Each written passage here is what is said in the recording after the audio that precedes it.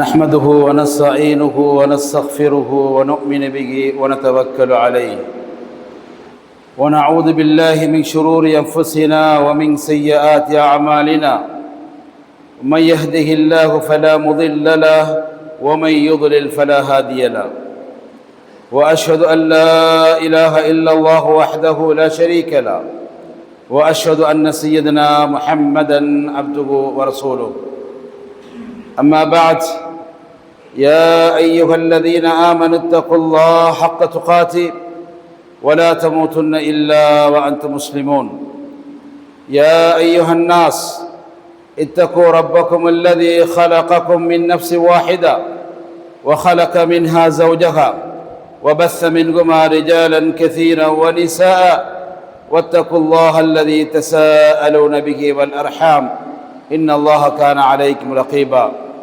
يا أيها الذين آمنوا اتقوا الله وقولوا قولا سديدا يصلح لكم أعمالكم ويغفر لكم ذنوبكم ومن يطيع الله ورسوله فقد فاز فوزا عظيما فإن أصدق الحديث كتاب الله وخير الهدي هدي محمد صلى الله عليه وسلم وشر الأمور محدثاتها وكل محدثة بدعة وكل بدعة ضلالة وكل ضلالة في النار.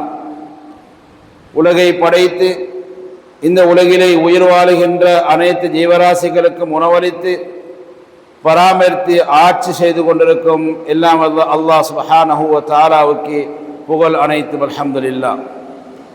சத்திய தூதர் சன்மார்க்க போதகர் எம்பிரான் முஹம்மது ஸல்லல்லாஹு அலைஹி வஸல்லம் அவர்கள் மீதும் அன்னாரின் வழிமுறைகளை நடைபிடித்து நடந்த நபித்தோழர்கள் அவர்கள் முதல் கொண்டு இன்று வரைக்கும் யாரெல்லாம் கடைபிடித்து நடந்தார்களோ நடக்கின்றார்களோ எம் அனைவர் மீதும் அல்லாஹின் சலாத்தும் சலாமும் உண்டாகட்டும் என வேண்டியவனாக அல்லாஹினால் கடமையாக்கப்பட்டிருக்கும் ஜுமாவை நிறைவேற்ற வந்திருக்கும் அல்லாஹு நல்லடியார்களே, அல்லாஹ் சுப்ஹானஹு வ தஆலா இந்த உலகிலே எவ்வாறு வாழ வேண்டும் என்று விதிகளை எமக்கு கொடுத்திருக்கிறானோ அந்த நடைமுறைகளை முழுமையாக கடைபிடிக்குமாறும், என்னென்ன தீய செயல்களை செய்ய வேண்டாம் என்று தடை செய்திருக்கிறானோ அந்த தீய செயல்களை தவிர்ந்து கொள்ளுமாறும் அல்லாஹை பயந்து கொள்ளுமாறும் எனக்கும் உங்களுக்கும் வசியத் என்ன நல்ல உபதேசம் செய்து கொள்கின்றேன். அன்புக்குரிய இஸ்லாமிய சகோதரிகளே, புனிதமிக்க ரமதான் மாதம் எம்மை வந்தடைந்து அந்த மாதம் எம்மிலே இருந்து பிரியாவிரயத்தை பெற்று முதலாவது ஜும்மாவிலே நாங்கள் அமர்ந்திருக்கின்றோம். அல்லாஹ் சுப்ஹானஹு வ தஆலா மனிதனை மறதியாளன், பலவீனமானவன், உலகத்தை ஆசைப்படக்கூடியவன் இத்தனைக்கு மத்தியில் படைத்து அவனால மறுமையில் அல்லாஹ்வுடைய பொருத்தத்துக்குரியவனாக, சாலிஹான மனிதனாக, சொர்க்கத்துக்குரிய மனிதனாக மாற வேண்டும் என்பதற்காக அல்லாஹ் பல்வேறு சந்தர்ப்பங்களை இந்த உலக வாழ்வில் நமக்கு கொடுக்கின்றான். அவ்வாறான ஒரு சந்தர்ப்பம்தான் இந்த ரமதான் மாதம். இந்த ரமதான் மாதத்திலே நாம் அல்லாஹ் சுப்ஹானஹு வ தஆலா கொடுத்திருக்கின்ற அருள், எங்களை மன்னிக்கிறான், எம் மீது அருள் புரிகின்றான், எமக்கு நரக விடுதலை வழங்குகின்றான், எங்களுடைய பாவங்களை மன்னித்து நல்லோர்களை சேர்த்துக் கொள்கின்றான். இப்படியான நிறைய சந்தர்ப்பங்களை எல்லாம் இந்த ரமதான் மாதத்தில் எல்லாம் தந்திருந்தான். நாங்கள் பலகாலங்கள் அவருடைய சிறப்புகளை தெரிந்தும் பொறிந்திருந்தும் கூட எங்களுடைய பொறுப்போக்கு, எங்களுடைய பலவீனங்கள், உலகத்தில் இருக்கின்ற உலக தேவைகள் எம்மை அதில் இருந்து பின்தங்க வைத்திருக்கிறது. குறைவான அமல் செய்யக்கூடியவர்களாகவும் எம்மிலே நாம் இருக்கின்றோம். அன்புள்ள சகோதரர்களே, இந்த ரமதான் மாதத்திலே நாம் 3 கூட்டத்தினராக பிறந்திருக்கின்றோம். முதலாவது ஒரு கூட்டம், ரமலான் மாதம் வந்தது என்று தெரிந்தாலும் கூட அந்த மாதத்துக்காக ஒரு ஏற்பாடை நாம் செய்யவில்லை. ஏனோ தானோ என்று ஏனைய மாதங்களை போன்று இந்த மாதத்தை நாம் அவர்கள் கழித்தார்கள். நோன்பு நோற்கவும் இல்லை, இரவிலே நின்று வணங்கவும் இல்லை, குர்ஆன் திலாவத்தை செய்யவும் இல்லை. இந்த ரமலானுக்கு என்று பிரத்யோகமாக எவ்விதமான நல்ல அமல்களிலும் ஈடுபடாமல் ஏனைய மாதங்களை போய் இந்த மாதத்தை கழித்தார்கள். இது ஒரு கூட்டத்தார். இரண்டாவது கூட்டத்தார் ரமதான் மாதம் வந்தது, அவர்கள் நோன்பு நோற்றார்கள், இரவில் நின்று வணங்கினார்கள், வணக்க வழிபாடுகள் செய்தார்கள். ஆனால் அல்லாஹ்விடத்தில் உயர்ந்த அந்தஸ்தை அடைய வேண்டும் என்ற ஆசை அவர்கள் இருக்கவில்லை. அதற்காக மேலதிகமாக அமளிபாதத்துக்களை செய்ய வேண்டும் என்ற ஆர்வமும் அவருக்கு இருக்கவில்லை. ஊரோடு சேர்ந்து நோன்பு நோட்டார்கள், ஊரோடு சேர்ந்து நின்று வணங்கினார்களே தவிர அல்லாஹ்விடத்தில் உயர்ந்த அந்தஸ்தை அடைய வேண்டும் என்ற அந்த இஸ்ஸானத்துக்கு அவர்கள் செல்லவில்லை. இது இரண்டாவது கூட்டத்தினர். மூன்றாவது கூட்டத்தினர் ரமதான் வந்தவுடன் வருவதற்கு முன்னாடியே அந்த ரமதானை சிறப்பாகவும் அல்லாஹ் பொருந்தக்கூடிய வகையில் அந்த நேரத்தை கழிக்க வேண்டும் என்பதற்காக முன்னேற்பாடுகளை செய்து அந்த மாதத்திலே நோன்பு நோற்று நின்று வணங்கி அல்லாஹ்விடத்திலே தௌபா செய்து அல்லாஹ்விடத்திலே உயர்ந்த அந்தஸ்தை அடைந்து கொண்டார்கள்.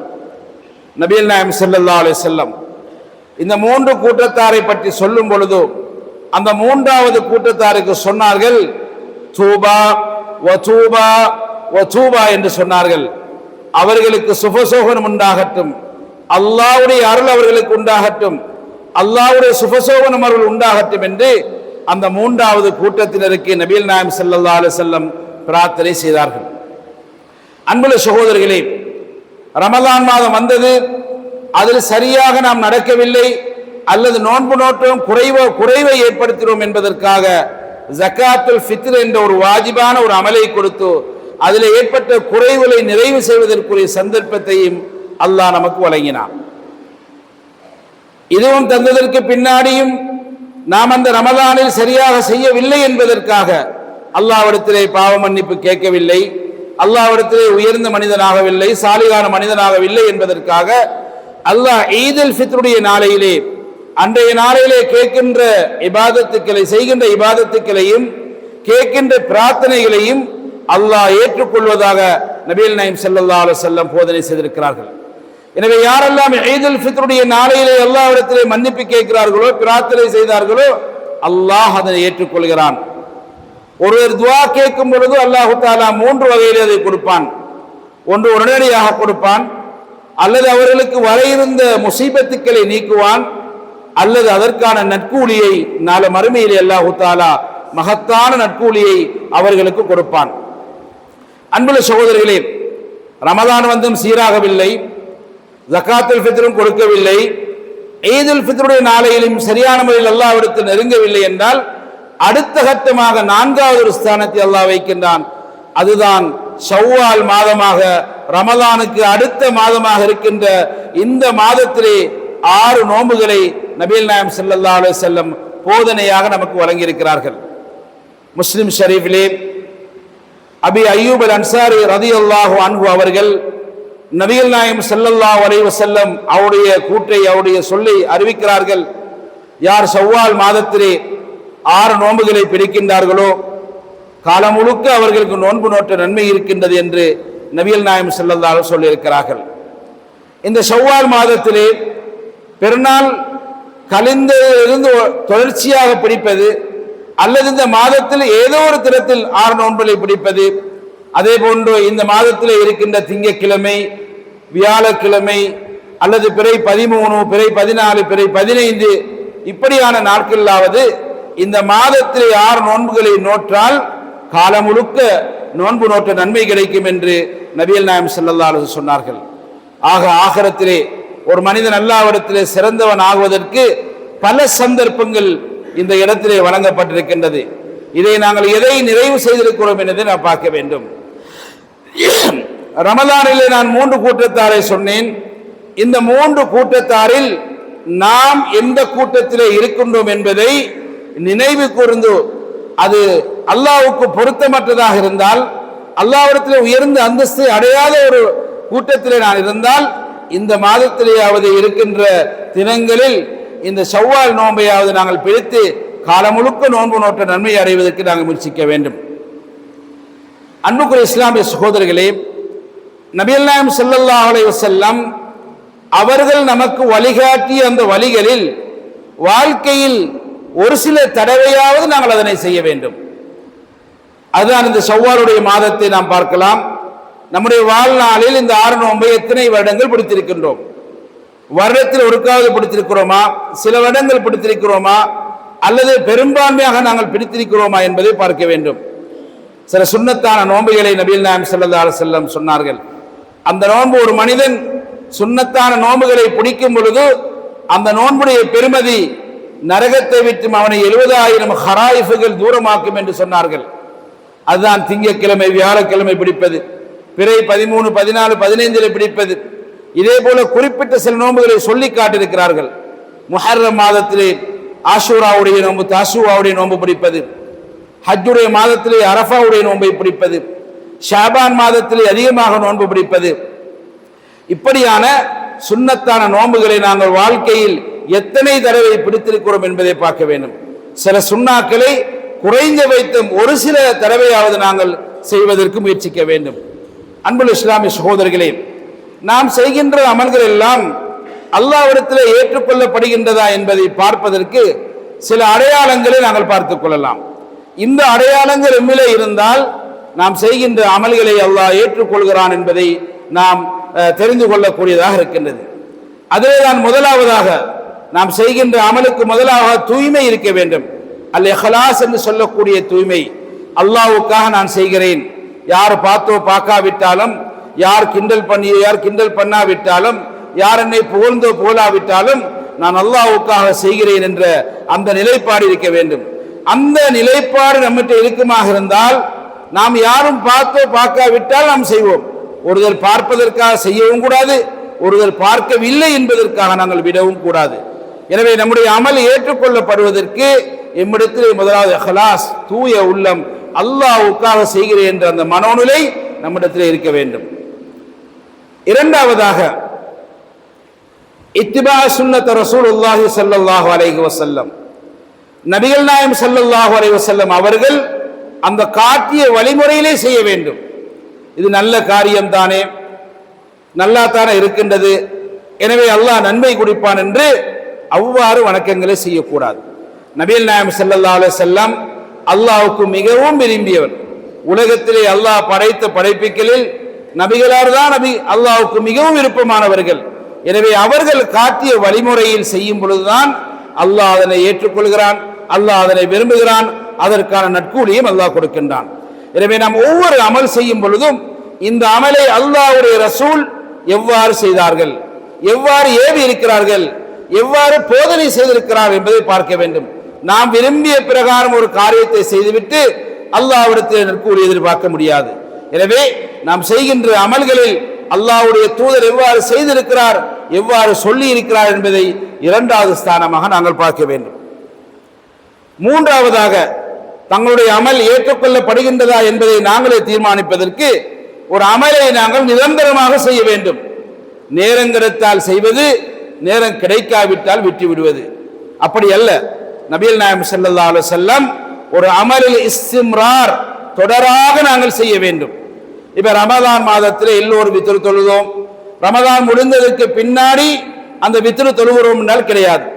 ரமதானுடைய மாதத்தில் எல்லோரும் சுபவுடைய சுன்னத்து தொழுதோம், சுபவுடைய சுன்னத்தை தொழுதோம், ரமதான் முடிந்ததற்கு பிறகு இந்த சுன்னத்தை தொழுகின்றோமா என்பதில் பார்க்க வேண்டும். நபிகள் நாயகம் ஸல்லல்லாஹு அலைஹி வஸல்லம் யுத்த காலத்திலும் கூட, பிரயாணத்திலும் கூட, சுகமில்லாத நேரத்திலும் கூட, எந்த சந்தர்ப்பத்திலும் விடுபடாம தொழுகைதான் சுபவுடைய சுன்னத்தும் வித்ருடைய தொழுகையும். இந்த தொழுகையை ரமதானில் நாங்கள் பேணி தொழுதோம், ரமதான் முடிந்தவுடன் இதிலே நமக்கு மத்தியிலே பொடுபோக்கு ஏற்பட்டுவிட்டது. அப்ப அல்லாஹ் தஆலா நம்முடைய அமல்களை ஏற்றுக்கொள்வானா என்பதை நாங்கள் சிந்திக்க வேண்டும். நான்காவதாக அல் ஹவுஃப் அதமுல் குபூல், நான் செய்கின்ற அமல்களை அல்லாஹ் ஏற்றுக்கொள்வானா என்ற அச்சத்தோடு நாங்கள் செய்ய வேண்டும். நம்முடைய அமல்கள் எல்லாம் பாராமுகமாக, வேறு சிந்தனை, வேறு கற்பனையில் சோம்பலாக, சரியான ஒரு உற்சாகத்தோடு இல்லாமல் ஏனோ தானோ என்று அந்த அமலை செய்தால் அல்லாஹ் எவ்வாறு ஏற்றுக்கொள்வான்? எனவே நாம் செய்கின்ற ஒவ்வொரு அமலையும் அல்லாஹ் இதனை ஏற்றுக்கொள்வானா, நான் தூய்மையாகத்தான் செய்கின்றனா, ஹுஷூ குல்வோடு செய்கின்றனா என்பதை அந்த அச்சத்தோடு நாங்கள் அந்த அமலை கொண்டு இருக்க வேண்டும். அப்படி இருந்தால் அந்த அமலை அல்லாஹ் தஆலா ஏற்றுக்கொள்வான். அன்புள்ள சகோதரர்களே, அதே போன்றுதான் தஹ்சீனுல் அமல், ஒரு நல்லமலை நாங்கள் செய்யும் பொழுதும் அந்த நல்லமலுக்கு பிறகு மீண்டும் நல்லமல்களை செய்ய வேண்டும். பொதுவாக ரமதானிலே நல்லமல்கள் செய்வோம், ரமதான் முடிந்தவுடன் மாற்றமான அமல்களை செய்வது, தவறான அமல்கள், நன்மை இல்லாத அமல்கள், பாவமான காரியங்களை செய்வது. இவ்வாறு செய்வது ஊடாக நல்லமல்கள் எல்லாம் அழிக்கப்பட்டு போய்விடும். எனவே நாம் ஒரு நல்லமலை நாங்கள் செய்தால் அதற்கு அடுத்தபடியாக தொடர்ந்து நல்ல அமல்களை நாங்கள் செய்து கொண்டே இருக்க வேண்டும் என்பதை நாங்கள் புரிந்து கொள்ள வேண்டும். அதே போன்று அன்புள்ள இஸ்லாமிய சகோதரர்களே, அமல்கள் செய்யும் பொழுது நம்மிடத்திலே ஆசை இருக்க வேண்டும், அமல் மீது ஒரு முஹப்பத் இருக்க வேண்டும்.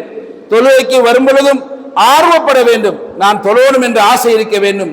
பொடுபோக்குத்தனமாக, சோம்பரித்தனமாக, ஏதோ ஊருலகத்துக்கு காற்றத்துக்காக நான் ஒரு தொழுகையாளியாக ஒரு வணக்கசாலை இருக்க வேண்டும் என்று இருக்குமாக இருந்தால் அது அல்லாஹ்வினால் நிராகரிக்கப்படும். எனவே ஆசையோடு ஆர்வத்தோடு தொழக்கூடிய வணக்கங்கள் செய்யக்கூடிய சூழல் இருக்குமாக இருந்தால் அது அல்லாஹ்விடத்தில் ஏற்றுக்கொள்ளக்கூடியதாக இருக்கின்றது. எனவே அன்புள்ள இஸ்லாமிய சகோதரர்களே, நாம் செய்கின்ற நல்ல அமல்களை எல்லாம் நாங்கள் பாதுகாத்துக் கொள்ள வேண்டும். உலக வாழ்வில் பல்வேறு சிரமங்கள், கஷ்டங்கள், துயரங்கள், துன்பங்கள் வந்து கொண்டே இருக்கும். இத்தனைக்கு மத்தியில் அல்லாஹ்வுக்கு பொருத்தமுள்ள அடியானாக தன்னை மாற்றுவதும் தன்னை வாழ்ந்து காட்டுவதும் தனக்கு பொறுப்பாக கடமையாக இருக்கின்றது. மக்காவுடைய வெற்றியுடைய சந்தர்ப்பத்தில் அல்லாஹ் தஆலா ஆகப்பெரிய வெற்றியை நபிகளாக கொடுக்கின்றான். இந்த மார்க்கம் உலகமயமாக்கப்படுகின்றது, இந்த மார்க்கம் உலகத்துக்கு சென்று விட்டது, லட்சக்கணக்கான மக்கள் மத்தியிலே அது உள்வாங்கப்பட்டு விட்டது. சஹாபாக்கள் சந்தோஷமாக இருக்கிறார்கள், மகிழ்ச்சிகரமாக இருக்கிறார்கள். நபிகள் நாயகம் ஸல்லல்லாஹு அலைஹி வஸல்லம் சொல்லுகிறார்கள், என்னுடைய வாழ்நாளில் ஒரு நாளும் நான் சந்தோஷமா இருந்தது கிடையாது. ஏதோ ஒரு பிரச்சனை, ஏதோ ஒரு சிக்கல், ஏதாவது ஒரு தொல்லையும் சோதனையும் என் முன்னாலே வந்து கொண்டிருக்கும் என்று சொல்கிறார்கள். அன்புள்ள சகோதரிகளே, அத்தனை சோதனைக்கு மத்தியிலும் நபிகள் நாயகம் ஸல்லல்லாஹு அலைஹி வஸல்லம் எந்த வணக்க வழிபாடுகளிலும் அவர்கள் குறைவு செய்தது கிடையாது. தஹஜ்ஜத் தொழுதார்கள், அல்லாஹ்வுக்கு நன்றியுடன் இருந்தார்கள், போர்க்களத்தில் சேர்ந்து கொண்டார்கள், தான தர்மங்கள் செய்தார்கள், சமூகத்துக்கு முன்மாதிரியாக இருந்தார்கள். எனவே சஹாபாக்கள் அந்த மக்காவுடைய வெற்றியுடைய நேரத்திலே அவர்கள் சந்தோஷத்தை வெளிப்படுத்தும் பொழுது அல்லாஹ் அந்த இடத்திலே ஒரு வசனத்தை இறக்கினான். வஅதல்லாஹு அல்லதீன ஆமனூ மின்கும் வஅமிலுஸ் ஸாலிஹாத். அல்லாஹ் தஆலா அந்த சஹாபாக்களுக்கு ஒரு வாதாவை, ஒரு வாக்குறுதியை கொடுக்கின்றான். எப்படியான ஒரு வாக்குறுதி? இரண்டு அம்சங்கள் உங்களிடத்திலே உறுதியாக இருக்க வேண்டும் என்று அல்லாஹ் சொல்கின்றான். முதலாவதாக அல்லாஹ் மீதுள்ள ஈமான், இரண்டாவது இந்த ஈமானுக்கு அடுத்தது நடைமுறைப்படுத்த வேண்டிய அமலுஸ் ஸாலிஹாத். அல்லாஹ் மீது நாங்கள் எவ்வாறு நம்பிக்கை வைக்க வேண்டும்? உறுதியான நம்பிக்கையாக இருக்க வேண்டும். நாம் அல்லாஹ்வை பார்க்காவிட்டாலும் அல்லாஹ் நம்மளை பார்த்து கொண்டிருக்கிறான் என்ற அந்த உறுதியான நம்பிக்கை இருக்க வேண்டும். அல்லாஹ் மீது இருக்கிற நம்பிக்கையில் சருகதை இருக்கக்கூடாது. ஒரு குறைவான நம்பிக்கை, அல்லாஹ்வுக்கு இருக்கின்ற சக்தியை போன்று ஏனையவர்களுக்கும் உலகத்தில் இருப்பவர்கள் இருக்கின்ற நம்பிக்கை வரக்கூடாது. அல்லாஹ்வின் மீது 100% நாங்கள் நம்ப வேண்டும். அல்லாஹ் தான் இறைவன், அவனைத்தான் வணங்க வேண்டும், அவன்தான் இந்த உலகத்தை ஆட்சி செய்கிறான், அவன்தான் முதலாவதும், அவன்தான் இரண்டாவதும், அவன்தான் மூன்றாவதும், அவனுக்கு தெரியாமல் எதுவுமே இல்லை என்ற நம்பிக்கை நமக்கு இருக்க வேண்டும். அல்லாஹ்வை 99% நம்பினாலும் அந்த நம்பிக்கையிலே குறைபாடு, ஈமானிலே குறைபாடு ஏற்படுகின்றது. அல்லாஹ் மீது 100% நாங்கள் நம்ப வேண்டும். அதைத்தான் அல்லாஹ் சொல்லும் பொழுது வலா தமூதுன்ன இல்லா வ அன்தும் முஸ்லிமூன், அல்லாஹ் மீது 100% நம்பிக்கை உள்ள முஸ்லிம்களாகத்தான் நீங்கள் மரணிக்க வேண்டும் என்று அல்லாஹ் சொல்லுகின்றான். அப்ப சஹாபாக்கள் மக்காவுடைய வெற்றியுடைய நேரத்திலே அவர்கள் மகிழ்ச்சியை வெளிப்படுத்தும் பொழுது அல்லாஹ் சொல்லுகிறான், ஈமான் கொண்டிருக்க வேண்டும், சாலிஹான அமல் செய்திருக்க வேண்டும். அப்படி இருந்தால் லயஸ்தக்லிஃபன்னகும் ஃபில் அர்ல் கமஸ்தக்லஃபல்லதீன மின் கப்லிஹிம், இந்த உலகத்தை இதுக்கு முன்னோர் ஆண்டிருக்கிறார்கள், ஆட்சி செய்திருக்கிறார்கள், அதே போன்று உங்களை நாங்கள் ஆட்சி செய்ய வைப்போம், உங்களுக்கு மன அமைதியை தருவோம், பாதுகாப்பை தருவோம். வயுபத்திலன்னகும் மின் பாதிஹிம் ஹௌபா, எதையெல்லாம் நீங்கள் பயப்படுகிறீர்களோ அதையெல்லாம் உங்களுக்கு அச்சமற்றதாக ஆக்கி தருவோம். உங்களுடைய ஈமான் உறுதியாக இருக்க வேண்டும், உங்களுடைய அமல் நல்லதாக இருக்க வேண்டும். மேலும் அல்லாஹ் சொல்கிறான், யஅபுதூனனி வலா யுஷ்ரிகு பி ஷைஆ, என்னையே வணங்குங்கள், என்னை அல்லாத யாரையும் வணங்கி விடாதீர்கள், என்னோடு யாரையும் சேர்த்துக் கொள்ளாதீர்கள். அல்லாஹ் ரப்பல் ஆலமீன் அதனை தெளிவாக சொல்லுகிறான். இவ்வளவு தெரிஞ்சதுக்கும் பின்னாடி உங்களுடைய வாழ்வில் உங்களுடைய இபாதத்துக்களை யாரா நீங்க சேர்த்துக் கொண்டால் ஃபமன் கஃபர பஅத ذلك, யாரெல்லாம் அதுக்கு பிறகு அல்லாஹ்வை நிராகரிக்கிறீர்களோ, அல்லாஹ்வுக்கு மாற்றம் செய்கிறீர்களோ, நீங்கள் கெட்டவர்களா ஆகிவிடுவீர்கள் என்று அல்லாஹ் சுப்ஹானஹு வ தஆலா சொல்லுகின்றான். எனவே அந்த வசனத்தில் தொடரில் அல்லாஹ் சொல்லும் பொழுது அகிமுஸ் ஸலா வ ஆத்துஸ் ஸகாஹ் வ அத்தீர் ரசூல் லஅல்லக்கும் துர்ஹமூன், நீங்கள் தொழுகையை நிலைநாட்டுங்கள், ஜகாத் கொடுங்கள், அல்லாஹ்வுடைய ரசூலுக்கு வழிபடுங்கள். எந்த சந்தர்ப்பத்திலும் தொழுகையை விடுவதற்கு நமக்கு அதிகாரம் கிடையாது. ஆனால் நம்முடைய நிலைமை எது வந்தாலும் முதலாவது தொழுகையில் பொறுப்போக்கு செய்வோம், ஜகாத்தில் பொறுப்போக்கு செய்கிறோம். எமது பிரதேசத்திலே ஆயிரக்கணக்கான ஏக்கர் வயல் செய்கின்றோம். ஜகாத்தின் நிலைமை என்ன? ஒரு ஏக்கருக்கு ஒரு 25 மூடை விளைகின்றது. அப்ப 1000 ஏக்கருக்கு எத்தனை கணக்கு? 25,000 மூடைக்கு மேல வரப்போகுது. 5% போட்டால் 1000 மூடைக்கு வரப்பொழுது. ஜகாத்தின் மூலமாக ஒரு மறுமலர்ச்சி பெற்ற ஒரு வளர்ந்த கிராமமாக நம்முடைய கிராமத்தை ஏனைய கிராமத்துக்கு முன்மாதிரியாக காட்டலாம். அந்த அளவுக்கு ஜகாத் இருக்கின்றது. 3 போகங்கள் செய்கின்றோம், ஆனால் அதிலே நாம் பொறுப்போக்கு சரியாக பார்ப்பதில்லை. விவசாயம் செய்கிற இடத்துக்கு சதக்கா கேட்டு வாரவர்களுக்கு ஒரு 5 கிலோ 10 கிலோ ஒரு அரைமுறை கொடுத்தால் ஜக்காத் நினைக்கிறோம். கிடையாது. ஜக்காத் என்பது பிறருடைய சொத்து எம்மிடத்திலே அமானிதமாக கொடுக்கப்பட்டிருக்கிறது. அதை உரியவர்களுக்கு கொண்டு சேர்ப்பது நமது கடமையாக இருக்கின்றது. எனவே அன்புள்ள சகோதரர்களே, அப்ப நாம் முழுமையான ஈமானிலே குறைபாடு, அமலே சாலிஹாத்தில் குறைபாடு, அல்லாஹ்வை வணங்குவதிலே குறைபாடு, அல்லாஹ்வுக்கு இணை வைப்பிலே சேர்ந்திருப்பது, தொழுகையிலே பலவீனம், ஜகாத்திலே பலவீனம், அல்லாஹ்வுடைய ரசூலை வழிபட்டு நடப்பதிலே பலவீனம். இப்படி இருக்கும் பொழுது எப்படி நாங்கள் நிம்மதியாக அல்லாஹ் தஆலா வாழ்வை தருவான், ஆட்சியை தருவான், அதிகாரத்தை தருவான். இன்னென்ன காரியங்களை செய்யுங்கள், இன்னென்ன காரியங்களை தருகிறேன் அல்லாஹ் சொல்லுகிறான். அந்த காரியங்களை குறைபாடு விடும் பொழுது அல்லாஹ்வுடைய அருளும் ரஹ்மத்தும் பாதுகாப்பு எவ்வாறு வரும்? எனவே அன்புள்ள இஸ்லாமிய சகோதரர்களே, உலகம் பூரா முஸ்லிம்களுக்கு மத்தியிலே பிரச்சனை, உயிர்கள் கொல்லப்படுகின்றன, சொத்துக்கள் சேதப்படுகின்றன, பெண்கள் விதவையாக்கப்படுகின்றன, பிள்ளைகள் அனாதையாக்கப்படுகின்றன, உண்ணுவதற்கு உணவில்லாத நிலைமைகள், எதையெல்லாம் உண்ணக்கூடாத மிருகங்களா இருக்கின்றதோ அவைகளை கூட உண்ணுங்கள் என்று ஃபத்வா கொடுக்கின்ற காலங்கள், அந்த அளவுக்கு உணவுக்கு தட்டுப்பாடு. இப்படியான சூழலில் அல்லாஹு தஆலா ஏதோ ஒரு வகையில் எம் மீது அல்லாஹ் அருள் செய்திருக்கிறான், ரஹ்மத்தை செய்திருக்கிறான். இந்த இதை நாங்கள் நீடிப்பதற்காக அல்லாஹ்வுக்கு நாங்கள் மாறு செய்யக்கூடாது. அல்லாஹ்வுடைய அருளையும் அல்லாஹ்வுடைய அன்பையும் நாடக்கூடியவர்கள் நாங்கள் இருக்க வேண்டும். எனவே எத்தனை போர், எத்தனை பனிப்போர், எத்தனை தடுப்புகள் வந்தாலும் அல்லாஹ்வோடு நாங்கள் தொடர்பாக இருக்கும் பொழுது ஒரு நாளும் நம்ம எதுவும் செய்ய முடியாது. மூசா அலைஹிஸ்ஸலாத்து வஸ்ஸலாம் அவர்கள் அதனை நமக்கு காட்டியிருக்கிறார்கள். எத்தனை ஒரு வல்லரசாக இருந்த ஃபிரௌன், பெரிய ஒரு அரசனாக பல அதிகாரங்களை கொண்டிருந்தும் கூட அல்லாஹ்வுடைய சக்திக்கு முன்னால் எதுவும் செய்ய முடியாது. நபிகள் நாயகம் ஸல்லல்லாஹு அலைஹி வஸல்லம் அவருடைய வாழ்வில் அங்கே மக்கத்து காபிர்கள் பல நல்ல தைரியமானவர்களாக, செல்வாக்குள்ளவர்களாக, ஆயுத போராளிகளாக இருந்தும் கூட அல்லாஹ்வுடைய தௌஹீதுக்கு முன்னாடி அவர்களால் மண்டியிட வேண்டிய நிலைமை ஏற்பட்டது. எனவே நாங்கள் அல்லாஹ்வின் பக்கம் எங்களுடைய கவனம் அதிகமாக இருக்க வேண்டும். எப்போதெல்லாம் சோதனைகள், ஃபித்னாக்கள், பலாய்கள் வருகின்றதோ இந்த நேரத்தில் நாங்கள் அல்லாஹ்விடத்தில் கையேந்த வேண்டும், தௌபா செய்ய வேண்டும்.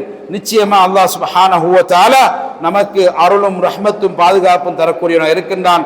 எல்லாம் அல்லாஹ் சுப்ஹானஹு வ தஆலா எங்களுடைய பாவங்களை மன்னிப்பானாக.